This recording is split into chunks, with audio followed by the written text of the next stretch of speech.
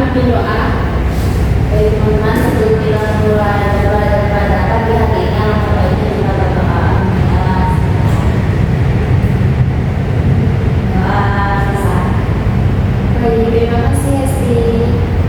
Ibu mau cek kehadiran dulu ya. Ibu. Hari ini hadir semua kan? Hadir Ibu. Ibu bangga satu saja. Ya. Esti, Hadir Ibu. Dilan, Hadir Ibu. Risma, Ibu. Alhamdulillah hari ini lengkap ya. Tidak ada yang izin, tidak ada yang sakit. Walaupun cuacanya mendung, semuanya tetap berangkat. Ya Bu. Nah, sebelum kita masuk ke materi baru nih, Ibu ingin mengulas sedikit pembelajaran kita pada pertemuan sebelumnya. Pertemuan sebelumnya kita belajar apa, anak? Ayo, belajar apa? Apa Risma? Pertemuan lalu kita belajar tentang teks eksposisi, Bu. Ya, benar sekali. Ada yang tahu apa itu teks eksposisi? Ya Bu. Ya, jelas, silakan. Teks eksposisi adalah jenis teks yang menjelaskan atau memaparkan informasi dan pengetahuan berdasarkan fakta secara singkat, padat, jelas, dan akurat. Ya, benar sekali. Pintar sekali, Mira. Benar, jadi teks eksposisi adalah teks yang memberikan penjelasan atau informasi kepada pembaca. Isi teks ini biasanya berisi fakta dan disampaikan dengan bahasa yang jelas, ringkas, dan mudah dipahami. Satu lagi nih, Ibu ingin tanya, struktur teks eksposisi itu apa aja sih? Nah Ibu, Esti, silakan. jadi struktur teks eksposisi itu ada 3 Ibu. Yang pertama tesis, kedua argumentasi, kemudian penjelasan ulang Ibu. Ya, coba diulang apa anak-anak yang pertama? Tesis, argumentasi, dan penjelasan ulang. Ya, benar sekali. Jadi tesis itu adalah pendapat penulis tentang topik yang akan dibahas. Sedangkan selanjutnya apa? Argumentasi adalah berisi alasan yang mendukung pendapat penulis. Yang ketiga ada penegasan ulang, yaitu kesimpulan untuk menegaskan kembali pendapat si penulis. Sampai sini apa ada yang ingin ditanyakan? Cukup Ibu. Cukup. Jika cukup nih, kita langsung lanjut saja ke materi kita pada pagi hari ini. Pada pagi hari ini kita belajar mengenai menulis teks narasi. Sebelum kita lanjut ke materi nih, Ibu mau tanya sedikit. Ibu ada 2 pertanyaan nih di depan. Yang pertama, apa saja hal yang membuat sebuah cerita itu menarik untuk dibaca? Yang kedua, bagaimana cara mengembangkan ide cerita agar memiliki alur yang menarik dan logis? Untuk pertanyaan pertama, siapa yang ingin menjawab nih? Saya Bu. Ayo Dila. Jadi cerita itu jadi menarik jika punya konflik seru, tokoh yang kuat, alur yang jelas, dan ending yang tidak mudah ditebak Ibu. Ya, jadi cerita itu bisa menjadi menarik karena memiliki konflik, tokoh, alur yang dapat membuat pembaca itu penasaran. Yang kedua, siapa yang menjawab? Nah Ibu, Ya, Rizky, silakan. jadi yang kedua itu mengembangkan ide. Ide cerita bisa dikembangkan dengan membuat rangka alur dari awal sampai akhir, menambah konflik dan memastikan setiap peristiwa saling berhubungan secara logis. Ya, benar sekali, Nak. Jadi untuk mengembangkan ide cerita itu kita perlu menentukan alur secara jelas dan membuat konflik itu secara terhubung. Baik, karena kalian sudah menjawab pertanyaan, kita langsung saja masuk ke materi yang pertama. Materi pertama itu ada pengertian teks narasi. Teks narasi adalah salah satu bentuk teks yang digunakan untuk menceritakan suatu peristiwa atau kejadian secara kronologis. Dalam Kamus Besar Bahasa Indonesia atau yang kita kenal dengan KBBI ya, narasi itu diartikan sebagai pemisahan suatu cerita atau kejadian baik yang bersifat nyata maupun imajinatif. Ibu kasih kata kuncinya ya. Jadi teks narasi itu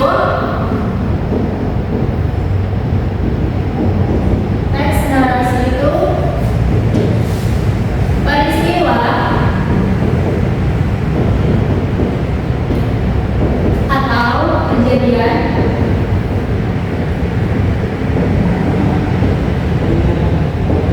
yang dijelaskan secara berurutan.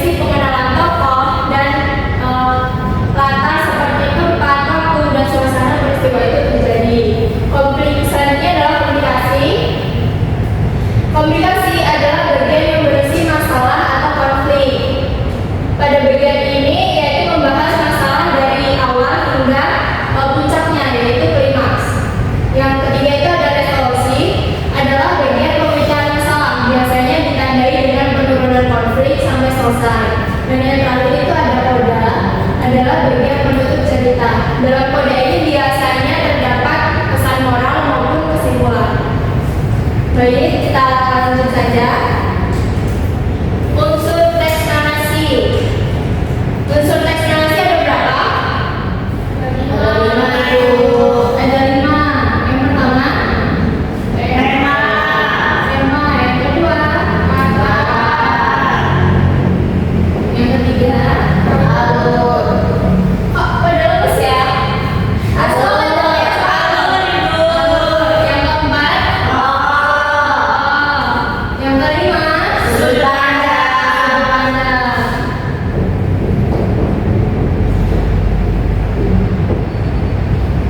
Apa sih tema itu? Ada yang tahu? Tema itu gagasan, Bu. Gagasan itu, tema itu gagasan utama atau ide cerita dalam satu cerita. Yang kedua adalah latar. Latar itu seperti latar tempat, latar waktu, dan latar suasana. Yang ketiga itu alur. Alur itu urutan terjadinya suatu peristiwa dari awal hingga akhir. Yang keempat itu tokoh. Tokoh itu siapa sih? Pelaku dalam suatu cerita. Yang terakhir itu sudut pandang. Sudut pandang itu cara penulis menyampaikan isi cerita, bisa dari sudut pandang tokoh utama maupun orang lain. Lanjut. Nah, ini langkah-langkah menulis teks narasi. Yang pertama apa? Bilang. Menentukan topik sebagai bahan dari teks narasi. Nah, untuk membuat teks narasi itu kita perlu menentukan topik apa yang dibahas agar tulisan kita itu bisa lebih jelas ya. Yang kedua sih, Menentukan jenis teks narasi yang akan ditulis. nah yang kedua kita perlu menentukan jenis teks narasi, baik itu teks narasi fiksi maupun non fiksi.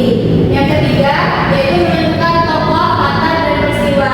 Tentukan siapa pelakunya, tempatnya di mana, kapan terjadi, dan peristiwa itu apa itu. Peristiwa apa yang terjadi? Ya. Kecil kan? Yang terakhir apa Risma? Mengembangkan topik dan unsur tokoh, latar dan peristiwa menjadi teks narasi. Nah, dengan mengembangkan unsur-unsur ini, cerita kita akan lebih terstruktur dan lebih menarik. Kita lanjut saja ya. Selanjutnya adalah contoh teks narasi. Contoh teks narasi biografi tokoh. Bisa dilihat di sampingnya mana?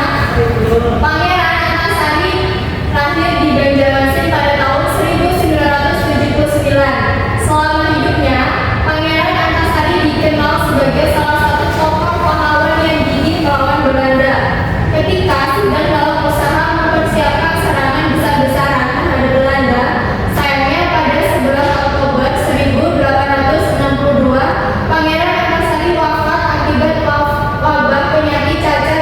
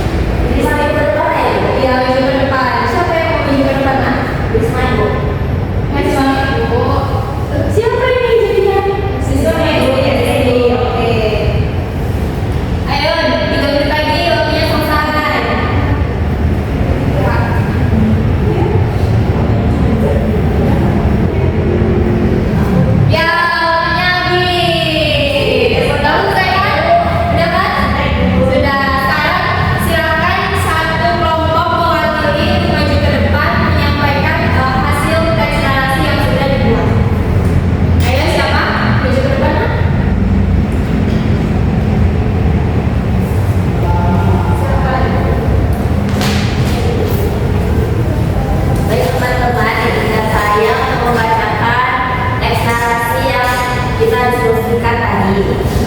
Ini Bu, teks narasi yang kami diskusikan tadi yaitu berjudul Sahabat di Tengah Hutan. Pagi itu langit tampak cerah ketika Naya dan Dinda berangkat ke sekolah bersama. Mereka adalah sahabat yang selalu saling membantu, baik dalam belajar maupun dalam hal kecil lainnya. Sore harinya, hujan turun dengan deras ketika mereka hendak pulang. Naya lupa membawa payung, sementara Dinda hanya memiliki satu payung kecil. Di tengah hujan, Dinda memilih memayungi Naya meski bajunya sendiri basah kuyup. Saat itu, Naya merasa bersalah karena membuat sahabatnya kehujanan. Sampainya di rumah, Naya langsung mengirim pesan terima kasih kepada Dinda. Ia berjanji akan selalu ada untuk Dinda seperti Dinda yang selalu ada untuknya. Esoknya, Naya datang ke sekolah membawa dua payung, satunya untuk Dinda dan satunya untuk sahabat terbaiknya. Sejak hari itu, mereka semakin akrab. Hujan tidak lagi menjadi penghalang, melainkan mengingat bahwa persahabatan sejati tumbuh dari ketulusan dan saling peduli. Sekian, terima kasih Bu.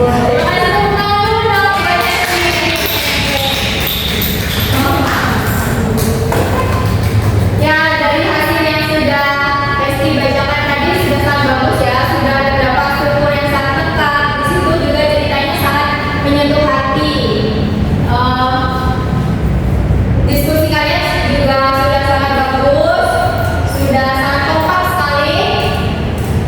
Apakah ada yang ditanyakan lagi anak-anak? Cukup Ibu.